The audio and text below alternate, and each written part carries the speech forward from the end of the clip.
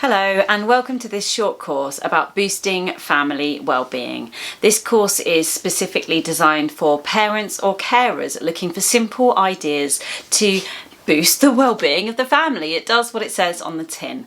I'm going to share 10 different ideas throughout the course and I hope that you'll find some of them helpful. Don't feel like you have to use all of them, but rather pick up and put down depending on what feels good for you and your family.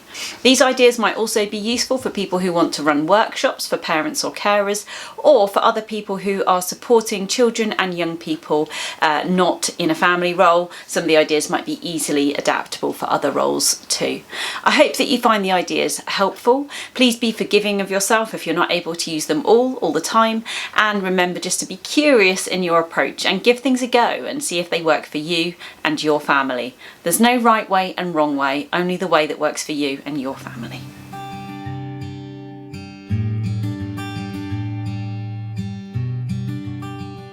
The first idea I'd like to share with you is the idea of taking small steps together.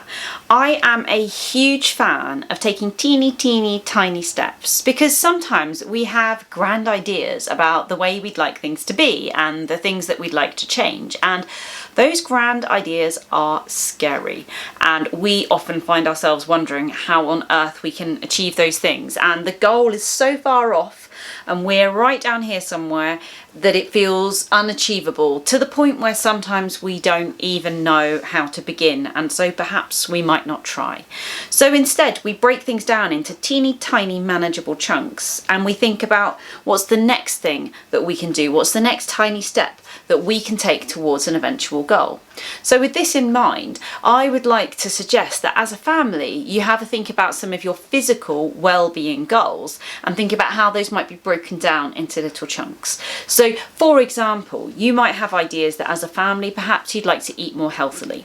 Eating more healthily is a massive undertaking and is quite kind of fluffy and difficult to kind of decide how to take the next step. So instead you might just say, okay, we're going to have, I don't know, one day a week when we eat vegetarian as a family, for example. So picking a general goal and taking one small part of that, one small achievable step that you think that as a family you might be able to achieve, is a really nice way to start.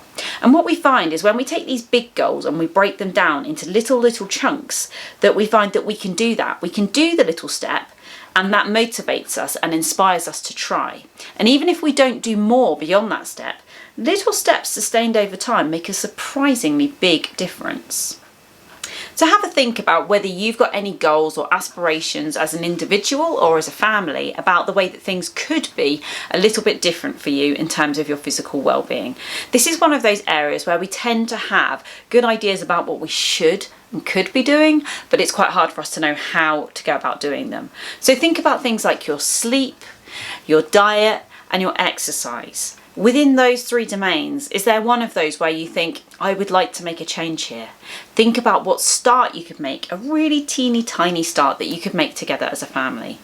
When we try to do these things together and we either introduce an element of collaboration or of competition, then that can make it all a lot more fun and can make it much more likely that we're likely to stay on track, either because we become competitive and we want to win, or because we're supporting each other towards a shared goal. So if, for example, one person in the family were to suggest we're going to stop snacking during the week, then if you all decided to do this together, then it would be much easier, because you'd be able to support each other in that, and you would all make sure, for example, that you didn't have access to very tempting snacks during the week. When you embark on these kind of challenges as a family, think together about what has stopped you managing to do this before. Many of us have carried around ideas for a very long time about ways in which we think that we should change, but for some reason we've not been able to make those changes. That's okay. Stopping and thinking together as a family and putting our brains together and thinking, why haven't we been able to get to bed on time and get good sleep for the last million years? When we think about that together and we brainstorm it and we think about possible ways forwards, then we're much more likely to come up with some ideas that might just make a difference. Equally, we can put our heads together and think about what has worked well in the past. Are you able to reflect on times when, as a family, you did manage to make a change, or you achieved something well together, or you enjoyed collaborating together on something? When you look at times when you've managed to achieve something, when you've been proud as a family of something you've done and something's gone well, there's usually something that can be learnt from those experiences. So reflect on what's gone well in the past and try to learn from those moments and think about whether you can flex and adapt those ideas, those ways of doing things, pick on what worked well and use that in this new context of trying to make a small change in terms of physical well-being.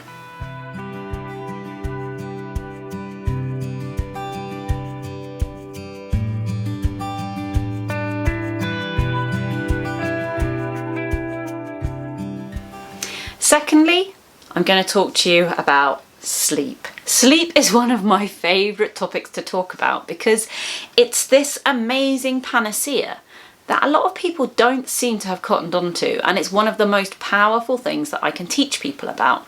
I say this as a convert to sleep.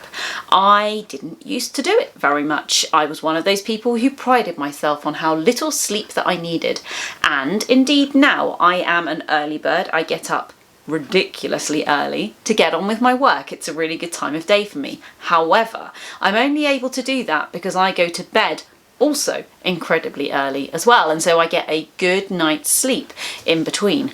This I found to be really important. As someone who's faced a lot of challenges with my mental health and who's autistic, so I get very tired and burnt out by the end of the day, sleep is like the magic elixir which makes everything feel a little bit better. And in fact, if I'm having a tough day and things are beginning to feel like a bit of a struggle, sometimes a 20-minute nap will fix things pretty quickly. So sleep is really important, and it's important that we prioritize it and we learn to understand the power of sleep. And if you're not someone who has bought into this yet, then it can be really interesting yourself and with your family to do a little bit of an experiment around sleep and begin to think, how different does things feel when you've had a good night's sleep?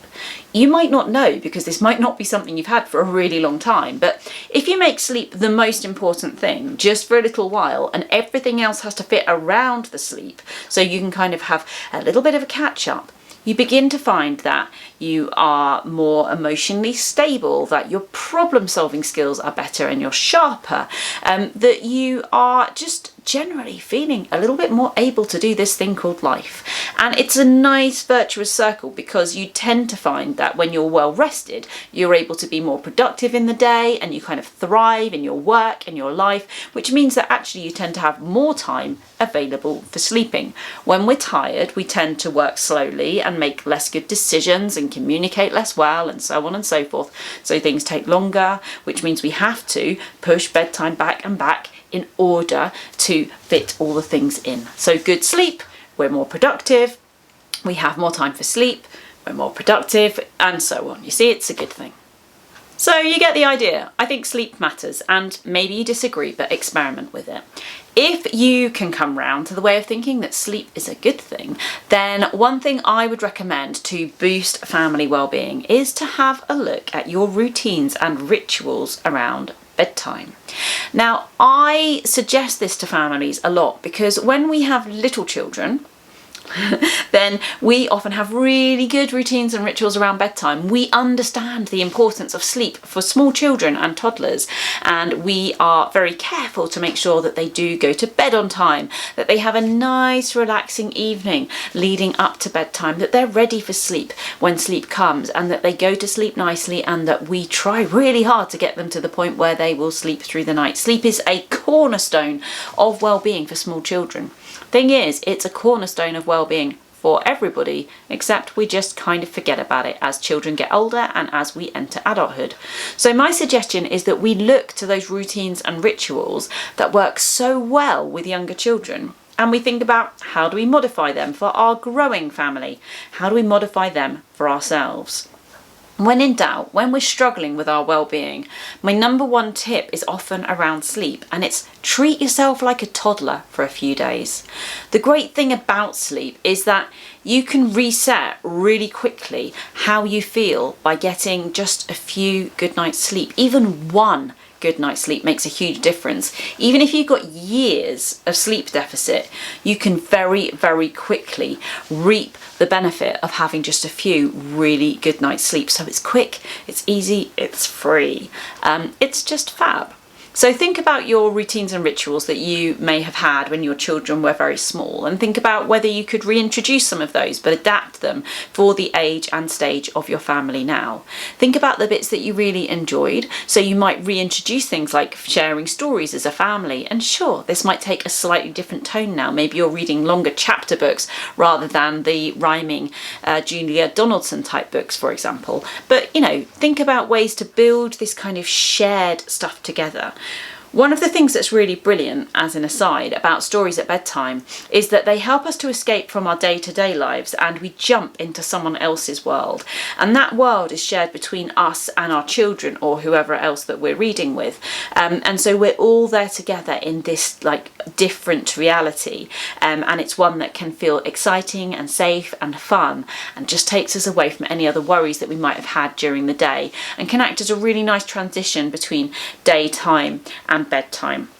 Obviously, pick your stories with care because you don't want to overstimulate children or adults just before bedtime, and we don't want to be reading anything which might cause children to have tricky dreams.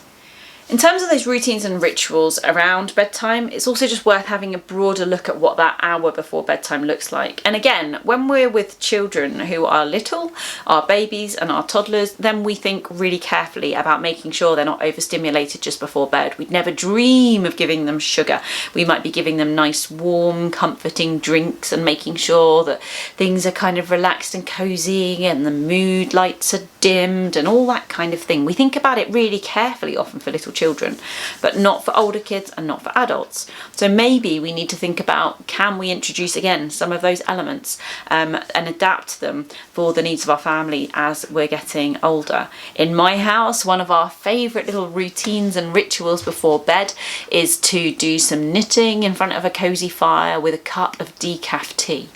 I realise that makes us sound like we're about 102, and it's definitely related to the fact that we live as 3 generations, and my mother-in-law, so Granny in our family, has influenced this routine, but it works and it means we're very much ready for bed when bedtime comes. Finally here, I'll put out that question that I put to you often as an adult in the household, which is, what are you role modelling to the children in your life when it comes to sleep? And would you be happy for your children or the children you care for to copy what you're doing? Remember that you can teach them and tell them whatever you like, but they will learn more always by what they see you do, because they know that that's your real opinion.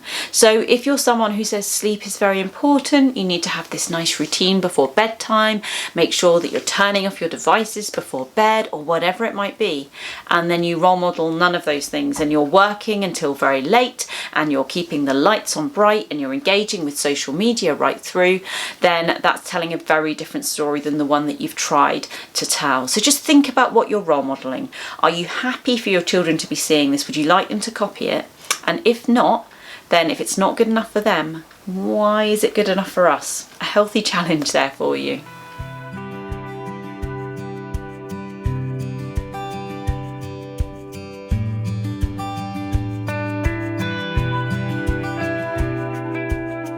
The next idea I'd like to share with you is one that we have been practicing hard as a family during the course of the pandemic, and that is the idea of family golden time. Now, this acknowledges the fact that time is often very short and we might not have lots and lots of time to spend as a family. So instead of trying to find that quantity, which can be really difficult, instead we look for quality. So this is acknowledging, I may not have a lot of time to spend with my children because I've got lots and lots of other draws on my time, but there are going to be small amounts of time when, as a family, we are completely focused on spending time with each other to the exclusion of all else, and everything else fades away. So these might be short bursts of time, but they're completely focused. And we can think as a family about what our rules might be for that time. This might be a time that is free of screens. This might be a time when we're not allowed to talk about certain things. This might be a time when we're dedicated to trying to share a bit of silliness and fun and laughter. We can think about when those times might be. When are the times when your family are least likely to be distracted by other tasks and can focus in on being together? What's realistic for your family? How often could you do this? How long might those times be? Having a sense of routine around this can really help. So you might have small slither of time every day, or it might be that you put it in the diary that you do it once a week for a little bit longer at the weekend, say. But whatever you're doing, having a routine around it can really help, because then everybody gets used to having that time together.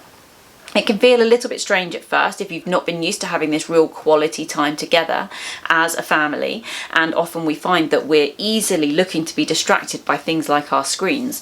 But the more that we do it, and the more that we find that it's enjoyable to spend these short bursts of time together, the more that we'll look forward to those times and have ideas about how to spend them. What you want to do, if you're going to try this idea of family golden time, what you'll need to do is to think really carefully about what activities you could do during that time. Plan ahead for it, because if you say, right, we're going to spend time as a family for an hour on Saturday afternoon, that's great. But if you don't know what you're going to do, then actually it can all fall apart quite quickly, and you might find you're less motivated to try this again in future, and indeed it might not be a very valuable use of time.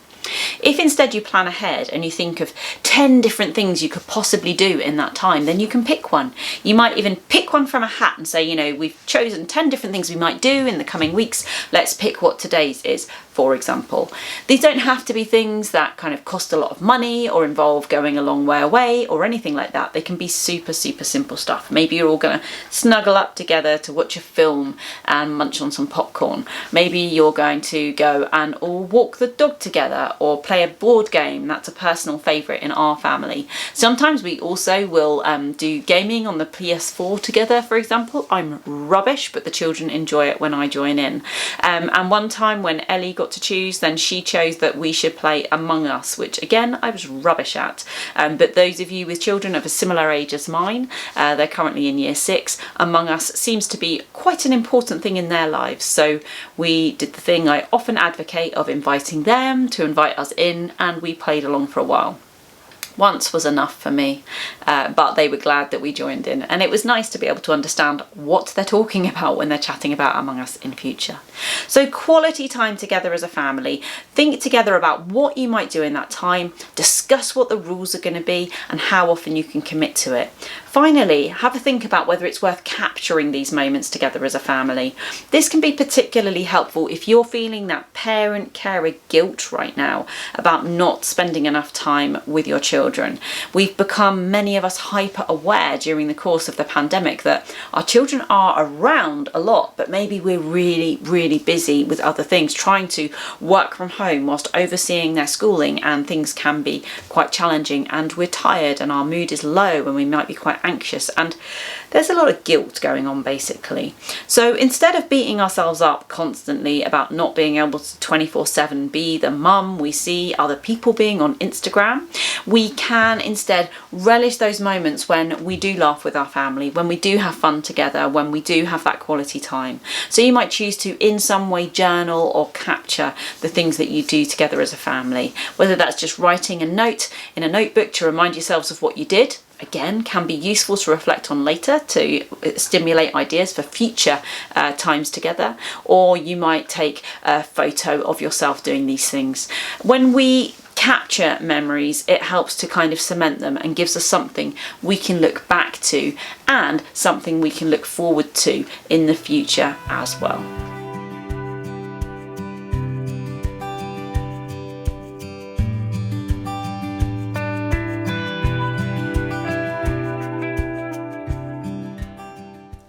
I find myself reflecting often on the fact that to children, the little things are the big things. So when they come to talk to you about something and it seems insignificant or small and not a good use of your time to listen to, just step into your child's shoes for a moment and recognise that to them, this is something big. And when we listen to the little things now, then we create space and trust for when our child might want to talk to us about the big things later. Consider it an investment in your relationship with your child. They know when you stop and you listen about the small things that you care about the things that feel big to them. So how do we do this? First of all, if you can, sometimes when your child comes to talk to you, just stop. Stop everything you're doing, even if it's just for 1 minute. Stop what you're doing and give your child your undivided attention. Let them know that you're really interested in what they have to say. Next, don't feel like you have to know all the answers. Just listen. Talk less and listen more. Like my grandma always taught me, we have one mouth and 2 ears. You can help listening by creating regular listening moments in your daily routine. So you might have times when it's easier for you to listen and your child can become used to the fact that these are good moments to talk to you should they wish to. Good examples might include if there's any kind of commute to school or things like bedtime. Times when you are alongside your child regularly each day, just making yourself available to listen to what they have to say and providing kind of quiet companionship where they can fill the gaps if needed can be a really, really good basis from which good listening and talking can happen. Likewise, just doing things alongside your child can really help to provide a space where they might choose to open up. So just being kind of quietly busy in the background whilst they're going about their normal tasks of being a child can mean that if they want to start talking, they can do. And this is somehow less confrontational than if you say, would you like to talk about something? You seem a little bit upset. That can seem difficult. Whereas if you notice that your child seems a bit upset, just being busy cleaning nearby or moving things around or busying yourself with a quiet task, perhaps reading or something where you're apparently busy but could be interrupted, can provide your child with the space they need to kind of get their thoughts in order and then open up about whatever it is that might be on their mind. If in doubt though, if you're worried about your child and you think there's something on their mind, actually just asking, is there anything I can do to help? Or how would you like me to help you? Asking the question can be really, really helpful and very empowering for children to hear from the adults that they care about. They might not know the answers and you might have to troubleshoot this together, but rather than you telling them what you think you should do, actually letting them tell their story and asking them for their opinion on how you might be able to help can be really instructive.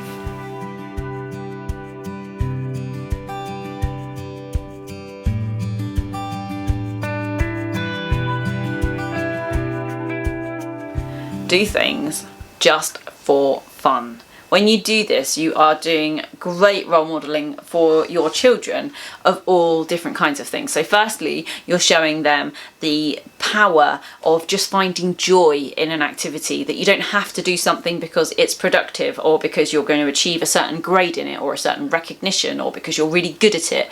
Just doing stuff because you like doing it is a really good and important skill for children to learn and incredibly helpful for well-being of children and adults alike. You can also, when you do things just for fun rather than for a goal or because you're good at them specifically, when you do things just for fun, then you can role model to your children things like trying and that kind of growth mindset. So I can't do it yet. You also role model to them things about how to work through failure. So maybe you are engaging in an activity that you're not particularly good at and they see you practicing. My children suffer me practicing the piano. I picked it up only in the last couple of years and it's really hard, but I really enjoy it. And they see me practicing and actually doing that out loud and them seeing how hard I have to try in order to be able to do this, for me has felt like a very important bit of role modelling, because I'm aware that sometimes my children only get to see me doing the things at which I'm fairly proficient. Those are the things that we tend to do and the things that we tend to share. So have a think about whether there are things that you do just for fun, whether you can let your child see you doing these things, them observing you having these hobbies and activities in your life that you do because they make you happy. Maybe think about whether your child could do some of these activities with you and alongside you, And also think about whether you could join them with any of the activities that they do because they enjoy them, and whether they can invite you into their world a little bit there. Doing things together is a really fun thing to do and can bring a lot of joy and laughter, and can enable children to feel really seen and heard, either because you've invited them into your world or you have allowed yourself to be invited into theirs and shown an interest in their passions, skills and interests. On that note, if your child does invite you to join them in any kind of activity that is of interest to them, even if it's not of interest to you at all, if you possibly can, try to find a way to say yes. Because when we say yes to our children's invitations to coming into their world in some way, then actually we open up ourselves to being invited further into their world, and keeping that relationship between parent or carer and child open and fluid, and that bond continues to form.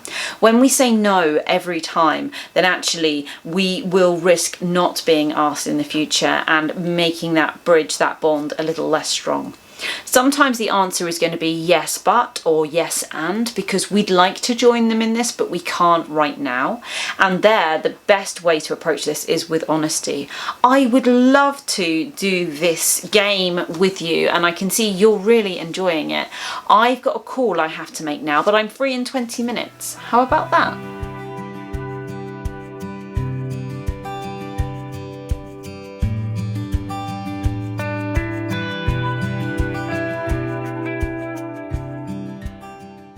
Within any family, no matter how big and how small, and no matter how many adults there are and how many children, there are a whole range of different dynamics and relationships. Unless, of course, there's just the two of you, in which case there's just the one. But in most families, we have that range of different dynamics and relationships. And when we're thinking about family well-being, often, and in the modules so far, I've talked about doing things all together. But actually, it's really important too that we nurture those individual relationships too, whether that's adult to adult, adult to child, child to child. And likewise, if there are more than one child, then we might be thinking about adult to child type relationships. So think about all the different possible relationships there that it might be possible to spend one-to-one time with. Think about what those relationships are like and how you could find even just a small amount of quality time together. We tend to get different things out of different relationships, and that one-to-one time can be really, really special, even if it's just small amounts of really quality time.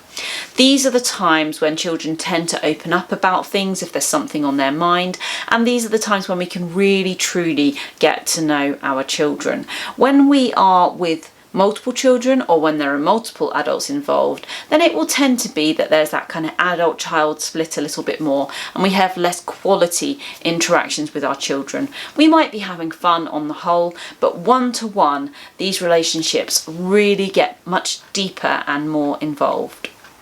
Having some kind of routine and ritual around this, as with so many things, can make it easier and more fun to manage. So it might be that you set aside specific time each week or month to spend in these one-to-one relationships. And there might be some times when this is more important than others, either for you or for your child. So for example, I had a time in the past when I'd gone through a period of really significant illness, and this had been really hard on one of my daughters. And one of the things she loves to do more than anything is to go to the cinema. And I was not particularly well, but the thing I could do was to drive her to the cinema, and I could manage to sit through a film with her. And this felt like a really important thing for her. It meant we had that one-to-one time in the car, there and back, and she knew that she had me wholly for that time. So where I'd been away and in hospital for a long time, this really helped to build those bridges in a way that felt manageable for me at a time when I wasn't very well. So you can be flexible in your approach about what this looks like, but just recognizing all the different one-to-one relationships within the family and thinking about how each of those relationships can be prioritized regularly so that those bonds continue to form and build and grow rather than to just gradually dissipate over time. It's important that we don't just think about adult to child relationships here, but we also think about how to strengthen the relationship between siblings. And if there are many siblings, then again, the individual relationships that siblings have with each other, those one-to-one relationships with individual siblings, can be really lovely and good to nurture and create space for. And it's also really important, if there's more than one adult in the household, that we create time for that relationship as well. Those adult to adult relationships often are the thing that get deprioritized once children come along, because we have them as our whole focus, and often we're either working or doing the family thing, and that one-to-one adult time is often the thing that has to give. But remember, you are a parent or a carer, but you are also your own person too. So think about your different roles there within the family, and what relationships you could be doing to really nurture, even just for small amounts of time.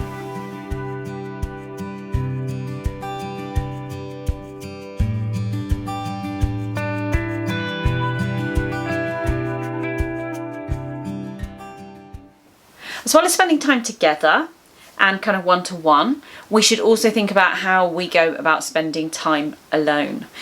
Everybody needs some time on their own. Even the most extroverted people who love being around others will usually benefit from even just small amounts of time when they're on their own. This is time when we can think and reset and reflect, and carving out a little bit of space, both physically and mentally, to kind of be in our own company occasionally can be a really healthy and helpful thing to do. In your household, in your family, think about whether everyone has a safe space that they can go to get away if they want to. If, for example, your children have shared bedrooms, are there little nooks that can become a child's own? This is the kind of thing that we often think about for children with special needs. Is there somewhere they can retreat to and go and find quiet and calm when they need to? But actually, this is something that every child, every adult can benefit from as well. In my house, I have a window seat and I love it. It is my favourite place to go in the world, and if things are feeling a little bit tricky, I take myself to my window seat, often with a knitting and often with a dog, and I just watch the world go by. And that for me is a place that, no matter how difficult things might be feeling that day, it makes everything feel just a little bit better. So have a think about, where do you retreat to if you need just a little bit of time and space on your own? And if you can't think of an answer to that, or the answer is that you hide in the toilet, a lot of us do that too, then maybe think about, is there somewhere you could carve out a little space? And think about this for your children too. Are they able to retreat from the world for just little moments at a time if they really need to? Think too about having these discussions within your family about whether people value that time, and whether there should be some signal or some way of communicating that perhaps sometimes we just need a little bit of time alone. When we don't proactively think about this, then sometimes it happens in a more reactive and big and loud way. So the teenager who storms off to their bedroom and slams the door and tells you just to leave them alone is perhaps a teenager who might have benefited from everyone recognising that they needed a little bit of space just to kind of be apart from everything and everyone for a little while, and that might have prevented the eruption of anger that has happened.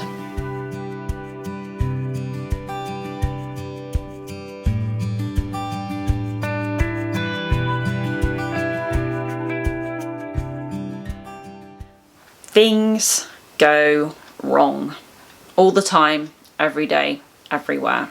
I get asked a lot about this because there's a lot of guilt, a lot of shame, a lot of worry, a lot of parents and carers out there who are observing all the other parents and carers seemingly managing really well and thinking like they're the only one who loses their temper. Happens to all of us. Everybody has a breaking point, and there are lots of things we can do to try to manage better, but things will always go wrong occasionally. A few things here. Firstly, please forgive yourself. You know, it's important that we try to be that cool, calm, collected adult where we can. But we need to acknowledge that sometimes that's not possible. Or sometimes our child has a particularly difficult day. And even if we might keep our cool, it might be that we're seeing a lot of distress and anger and upset from them. So what matters is not that we're perfect, because nobody is, but rather that we learn how to manage that imperfection in a way that is helpful rather than harmful to our children and our family and ourselves. So this is about thinking about how do we repair those ruptures. And when we think about how we approach the times when things go wrong, then this is, again, and I keep coming back to it, really brilliant role modelling for our children. So one of the most important sentences that you can ever say to a child when things have gone wrong is, "I'm sorry." Simple, really simple, but a lot of adults never think to apologise to a child. If you feel guilt, shame, worry about how you responded to a situation and you wish you would have been able to do better, go back at a time of calm and address it with your child and say, "I am so sorry about the way I spoke to you yesterday. It was really out of line for me to talk like that." Next thing here, you don't say, "But you did X and you did Y and it made me feel Y." It's about actually owning that sorrow and not trying to shift the blame and pass the buck, saying, "I should and could have done things differently. Next time I will," or "It would really help me if we could." Think together about what a different next time might look like. You can use this as a way to role model how you might manage your own anger or anxiety or worry, and you can think about this out loud.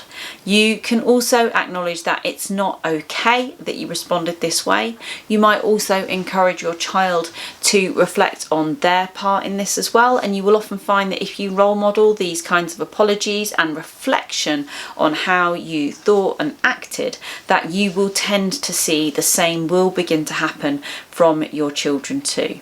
There's not a lot of merit, although we all find ourselves doing it, in saying to a child, "Say sorry, I'm looking for an apology." It doesn't tend to be kind of very heartfelt. But if we lead the way by giving heartfelt apologies ourselves when we get things wrong and thinking out loud about what happened there and what might happen differently next time, then we create a safe environment where people can own up to their mistakes, where we can problem solve and troubleshoot together, and where we can look forward to how we might do things differently another time. If you can bear to, it can be really helpful to have some quite deep conversations with your child here about what would help them and how you could be different other times to try to prevent things from escalating. So at times of calm, it can be helpful to explore these crisis moments and think, what was it that went wrong here? What did I do that I could do differently? Because even if it looks to us like the fault lies with the child and there's been anger or fury or something, big stuff has happened, then actually sometimes in the fullness of time we can reflect on that and we can begin to recognise the role that we might inadvertently, personally have played in creating that situation. And certainly sometimes our children will quite readily point out how we could be better. And whilst that can feel frustrating or hurtful, when we do this with a spirit of genuine curiosity and a mind for learning, sometimes we will learn quite a lot about what our child finds distressing, upsetting, challenging from us, and we can begin to think about how reasonable it might be for us to start to modify some of our language or behaviour.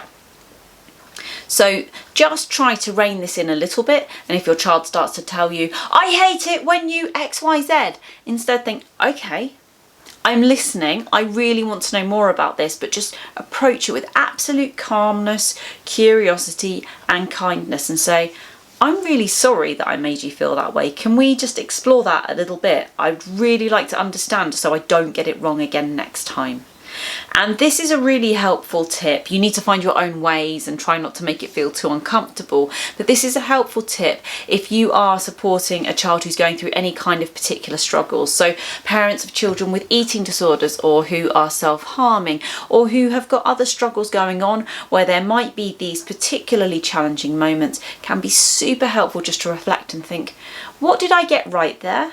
What should I do more of? And what did I get wrong? And allow your child to have a voice here and try not to get too upset by what you hear, because this is how we learn. Learning to invite and accept constructive criticism is such a useful skill, and it is the way we will learn quickly, albeit it might not be really, really comfortable learning at the time. It also helps our children to feel super, super heard, and it means that we're able to modify what we're doing in a way that makes sense to our children and is in line with their hopes and wishes.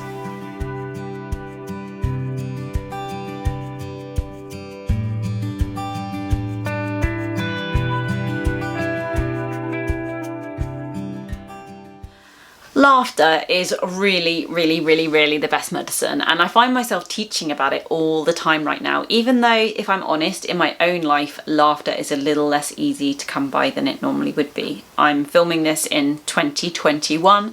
We're in month 824 of the pandemic, it feels like, and things do feel quite tough for a lot of people.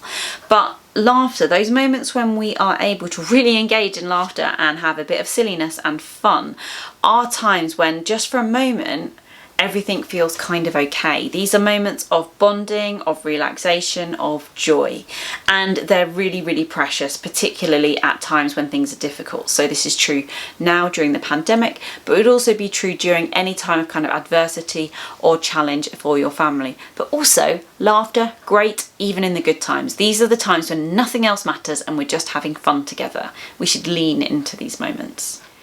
Now, when it comes to laughter, no rules here, just whatever makes you as a family laugh.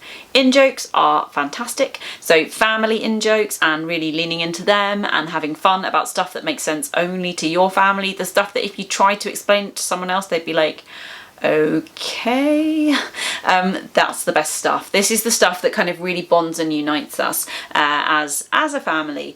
Silliness can be absolutely fantastic, being really, really silly and trying to make everyone just laugh at the silliness. Again, a really good thing. I'm laughing because I'm thinking about how much I frustrate my daughter Ellie when she is FaceTiming with her friends, and in the background my husband and I will often do things like dance. So we have a rule in our house that given that basically we've had to drop all the rules around things like social media and so on for our children, even though they're only in primary school still, they're talking to their friends online in a way we would never have advocated pre-pandemic, but we make sure that they only do that in public spaces in the house, and that means that we often kind of are somewhere in the background when they're having conversations with their friends, which is something we do purposefully in order to keep them safe. And generally we try to somewhat respect their privacy, but every now and then we'll whack Cotton Eye Joe onto Alexa and have a good dance around the room and be mortifyingly embarrassing for them. I just have to point out at this moment that the kids do enjoy that too, and they do laugh about it, even if they eye roll at the time on the phone. We wouldn't do it if they genuinely found it distressingly embarrassing. That would just be cruel. But yeah, we get a bit silly sometimes. Having silly dances, having silly songs, wearing silly hats, whatever it is that will make you laugh as a family can be great fun. There are some really good games for this. So we have a game which is ridiculous called Speak Out, and you put these things in your mouth which are like, they look kind of like some sort of orthodontic type thing, and they hold your mouth open, and then you have cards and you have to try to say what's on the card, and other family members on the other team have to try and work out what it is that you're saying. It's a ridiculous game that always ends in laughter for us as a family. It's utterly daft. We also find things like Pictionary to be really hilarious, that kind of quick fire drawing when, you know, frantically you've got a 10-year-old drawing something, come on, what is it, what is it, what is it, and then you find yourself looking at it, well, what is it, I don't know. Ends in hysterics always. The most hilarious bit there generally being my attempts at drawing, which usually resemble nothing other than lots of lines and dots and circlings. But it's silly, just silly, silly, silly stuff. Watch videos of cats, whatever it might be that makes you laugh as a family. Just find time to laugh. Have a think about when you last laughed. What are the things as a family that tend to provoke the giggles and the silliness and the laughter, and see if you can make more of those sorts of things happen. Sometimes in order to enable laughter we have to kind of hunt it out a little bit and create the silliness, but it's a really good thing. When we are laughing with those that we love, nothing else matters in the world for a few minutes, and that's a really important and helpful respite just right now.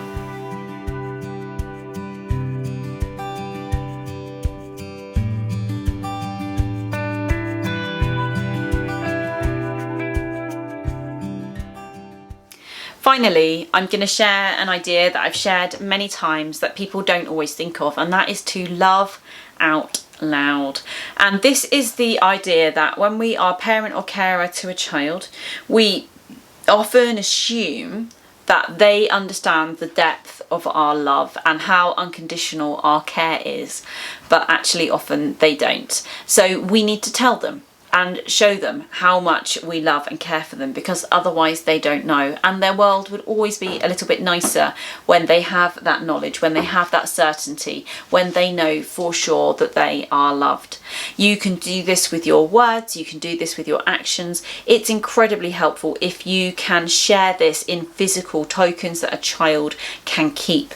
A post-it note with a scrawled compliment or kindness on it is something that might be treasured by a child. A little token of your affection. Some children might wear a little bracelet that's been given by a parent, or carry around a little heart-shaped stone in the case of one of my daughters that's been given by a parent. Show your children, give them something like a talisman that they can hold on to that reminds them that they are loved, that they are cared for, that they really, really matter in your world. A good way to show our children that we love them and to care out loud for them is to practice the giving and receiving of meaningful compliments. So I always think of compliments as something that should be spontaneous. So if we see something good, we should praise it. We're really quick to complain, but not always quick to compliment. So spontaneous, sincere, so we compliment when we really, really mean it, and specific. We tell someone exactly what it is that we like about them or what they've done, and we pick out exactly the thing that we're meaning to praise or to compliment. So we might compliment an attitude. I love how hard you tried on X, for example. Try to pay kind of deeper compliments that are around the person and their attitude and their values and their skills, rather than things that are more superficial, simply around things that they're wearing or how they look, although some people enjoy those too, as long as they are appropriate, never about weight. That's a whole nother story. As well as paying these compliments, and sometimes it's helpful again to write them down so a child has something they can keep, particularly if it's something they've tried really hard at, or you're praising an attitude that you'd like to see more of. Maybe they were kind or polite or helpful or whatever. But as well as practicing the giving of compliments, which is good role modelling, again, we also, this is harder, need to practice the receiving of compliments. How do you respond when somebody compliments you? Notice this in yourself over the coming days and weeks, and then try to change it, because I can almost guarantee you don't receive compliments graciously, because it's really hard, and we are taught to be modest and to kind of dismiss the kindness of others in this way. But if someone compliments you, the kindest thing that you can do is actually to graciously receive that compliment, and that also sets a really good tone for your children to copy as well. When someone compliments you, particularly if they do compliment you spontaneously, sincerely and specifically, then to have their compliment dismissed can feel a little bit challenging, you feel a little bit rejected if someone bats off your compliment in that way. But to maybe feel a little bit kind of shy and embarrassed about it, but say, thank you, I've worked really hard on that. Or to think how else you might graciously receive that compliment and acknowledge this good thing in yourself can be something that will make a difference to not only how you feel, how the compliment giver feels, but also to the things that your children will do when they are giving and receiving compliments in future. I try quite hard when paying people compliments these days to be a little bit combative if they're dismissive, and actually to challenge them and say, I think you should learn to receive your compliments more graciously. It was really well intended. I really mean what I said, and this is something you should be really proud of. And that can be a little bit awkward at first, but particularly if it's with your own children and they get used to this kind of pushback, it can mean that they learn to receive compliments better in the long run. So So love out loud. Do not assume that your children know what is in your head. So no matter how deeply you love them, no matter how unconditional your love is, assume they do not know, and that you must tell them and show them regularly, so they have that narrative inside their head as well as it being inside yours.